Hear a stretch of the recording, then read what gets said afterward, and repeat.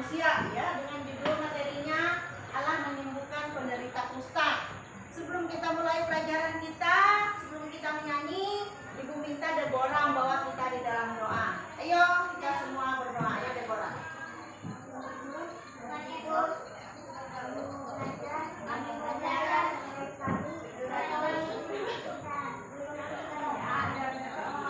Terima kasih ya. Minggu depan giliran semua yang membawa kita dalam doa ya. Nah, untuk memulai pelajaran kita menyanyi dengan judul lagu Yesus Itulah.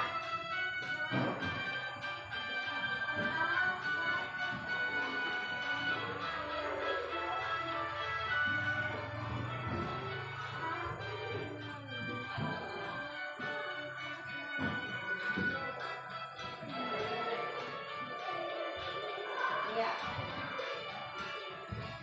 Yesus itulah satu-satunya penolongku yang sungguh. Ia berjanji akan kembali angkat kita semua. Oh, haleluya, puji Tuhan, upahmu besar di surga. Oh, haleluya, puji Tuhan, upahmu besar di surga.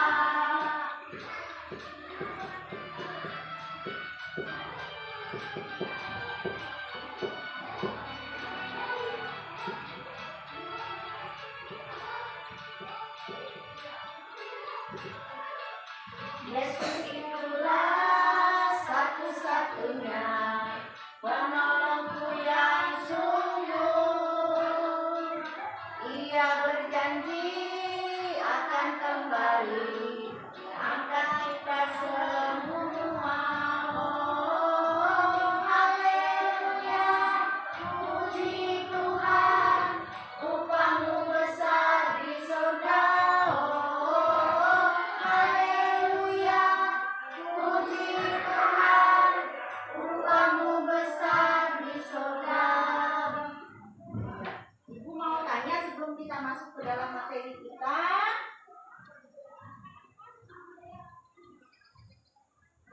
ayat hafalan kita minggu kemarin. Ayo, sama-sama mengucapkan. 1, 2, 3. Apa ayat hafalannya? Randy?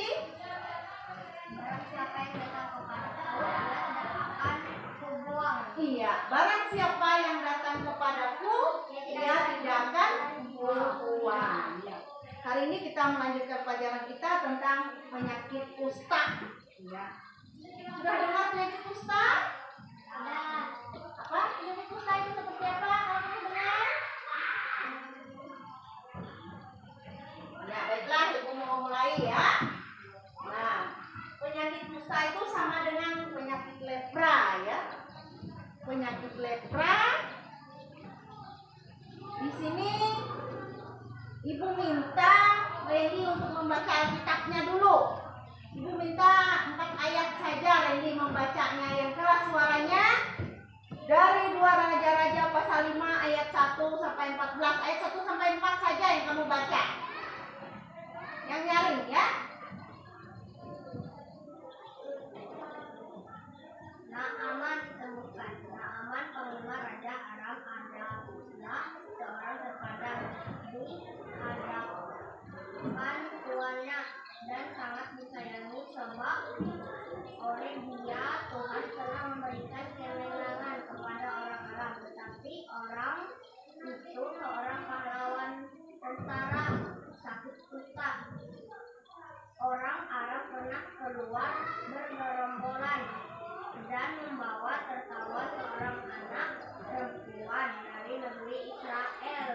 Ia menjadi pelayan pada istri Naaman. Berkatalah gadis itu kepada nyanyanya,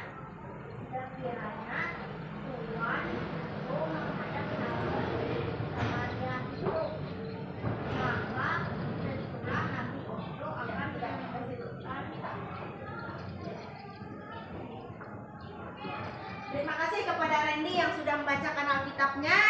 Di sini kita akan mendengar cerita tentang Naaman yang disembuhkan. Naaman sakit kusta, ya. Kita lihat gambar orang yang sakit kusta. Nah, bisa kita lihat ya. Gimana? Pikiran kalian melihat itu benar tidak? Iya. Tapi kita tidak pernah melihat kan di zaman sekarang. Ya. Ini kita belajar dari cerita di dalam kitab Raja-Raja ini. Seorang yang punya penyakit kusta itu ya seperti ini penyakitnya ya. Tangannya bisa di kaki ya, yang sedikit-sedikit mengelupas, untung hilang kukunya ya. Nah, pada zaman itu karena tidak ada pengobatan bisa mengalami kematian. Nah, dan siapa yang sakit kusta artinya dikucilkan, diusir, disuruh keluar dari kampung ya. Karena dianggap sebagai apa? Orang yang membawa penyakit ya. Nah, kemudian terdapatlah seorang panglima ya. Panglima yang bernama siapa? Naaman ya. Panglima itu seorang yang gagah perkasa dan selalu menang setiap berperang ya. Dan dia menderita kusta.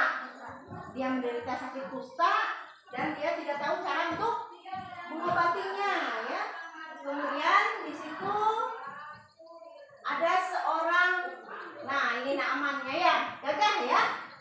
Nah, ada seorang wanita di situ ya, di dalam ceritanya seorang wanita yang menawarkan dan menyarankan supaya Naaman pergi menemui seorang nabi, yaitu nabi siapa? Iya, Nabi Elisa ya, pintar. Randy ingat pelajaran sekolah minggu ya.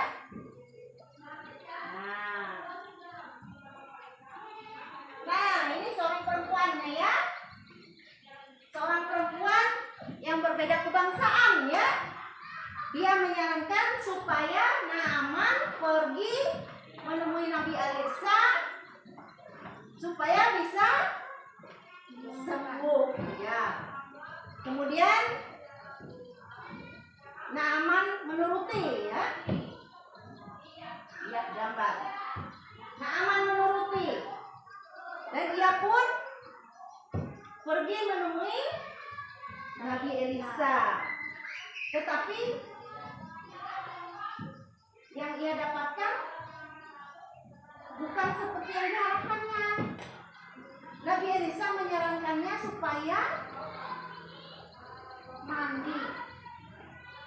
mandi sebanyak 7 kali ke sungai Yordan ya.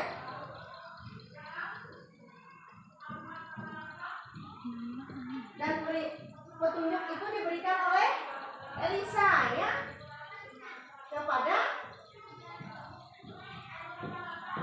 pengawalnya Naaman untuk menyampaikan. Nah, akhirnya apa? Naaman mandilah ke sana. Dan apa yang terjadi? Setelah itu Naaman sembuh ya. Naaman pulih, penyakitnya hilang. Nah, waktu itu Naaman berkata apa yang ia ingin memberikan sesuatu ya kepada Nabi Elisa, tetapi Nabi Elisa tidak mau menerimanya ya. Dan akhirnya Naaman sudah mengalami kesembuhan. Tuhan memakai seorang perempuan sebagai perantara untuk menunjukkan jalan kepada Naaman supaya mengenal Tuhan ya. Artinya supaya mengenal Tuhan. Nah, kita percaya bahwa yang mampu menyembuhkan kita itu adalah Allah ya. Allah sebagai sumber pertolongan tidak hanya menolong kita ketika kita sehat, tetapi Ia juga menolong kita ketika kita sakit ataupun dalam keadaan bagaimanapun. Nah, sehebat apapun kita manusia, seperti Panglima tadi ya, sangat hebat, dia hebat berperang. Tetapi kehebatannya masih ada yang lebih hebat dari dia, yaitu Tuhan Allah ya. Tuhan Allah ketika Ia mendapat penyakit, Allah menyembuhkannya melalui perantara Nabi Isa ya. Jadi ketika kita hebat, kita masih punya kekurangan dan keterbatasan. Betul tidak? Iya. Nah, pertolongan Allah itu menunjukkan bahwa Tuhan Allah tidak pernah meninggalkan kita. Allah selalu bekerja di dalam kehidupan kita melalui orang tua kita di rumah, bapak dan ibu guru di sekolah, dan juga teman-teman kita. Misalnya orang tua yang mengingatkan, ayo belajar Samuel, ayo belajar Deborah. Kemudian ibu guru juga menegaskan di sekolah, sudah mengerjakan PR belum? Nah, itu adalah bentuk bahwa Tuhan Allah itu melalui orang tua dan ibu guru selalu memperingatkan kita. Dan Allah ingin kita selalu bersyukur setiap saat di dalam kehidupan kita, seperti Naaman yang bisa disembuhkan oleh Tuhan. Luar biasa ya, Tuhan luar biasa. Kiranya sampai sekian pelajaran kita, Tuhan Yesus memberkati kita. Amin ya. Ini ayat hafalannya tadi, kita melihat sama-sama Lukas pasal 5 ayat 13. Ayo sama-sama, apa bunyinya? Lalu Yesus mengulurkan tangannya. ayo baca semua catatannya. Yesus mengulurkan tangannya, menjamah orang itu dan berkata, aku mau, dan bilang, kau lahir seketika itu dengarlah penyakit kustanya. Iya, minggu kemarin siapa yang ke gereja ada mendengar nggak khotbah Ibu Pendeta tentang penyakit kusta? Ada tidak minggu kemarin? Luar biasa ya. Iya. Sebelum kita mengakhiri pelajaran kita berdoa dulu, baru kita menyanyi ya. Baru kita menyanyi lagu penutup. Kemudian kita sama-sama mengerjakan tugas ya. Ikuti doa Ibu ya. Mari kita berdoa, lipat tangan, tutup mata, tundukkan kepala. Tuhan Yesus, tak henti-hentinya kami mengucap syukur. Kiranya melalui cerita Naaman ini kami diingatkan untuk selalu mengandalkan Tuhan di dalam hidup kami.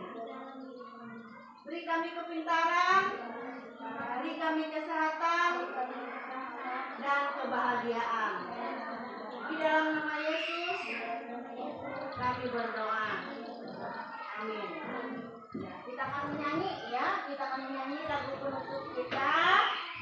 Aku yakin saat kau berfirman ya.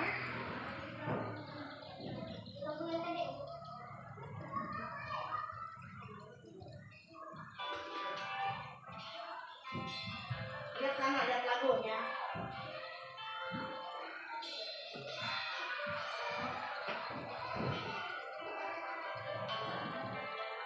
Satu kali ya.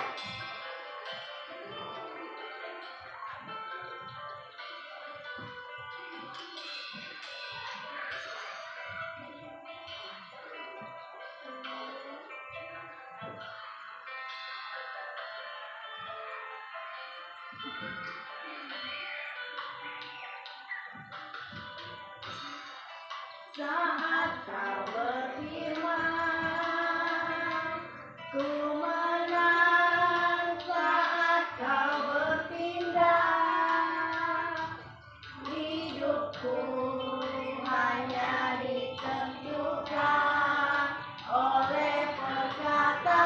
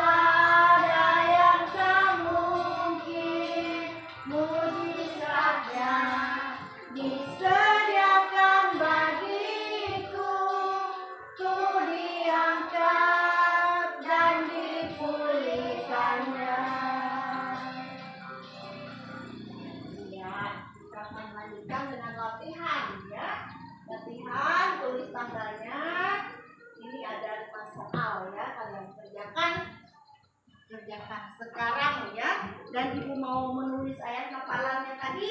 Dari mana tadi ayat hafalannya? Dari mana yo?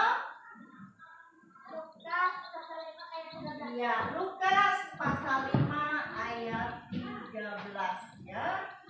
Lukas pasal 5 ayat 13. Itu untuk hafalan minggu depan ya. Ibu minta kalian mengerjakan semua ya. Jangan ribut ya, kita kerjakan sama-sama ya.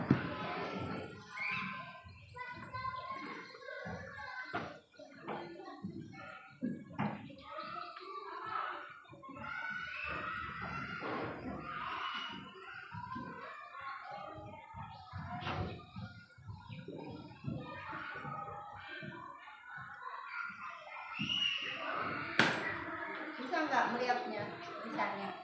Nomor 2, nanti nomor 3, 4, 5 ya. Siapa nama panglima yang mendirikan Ustaz?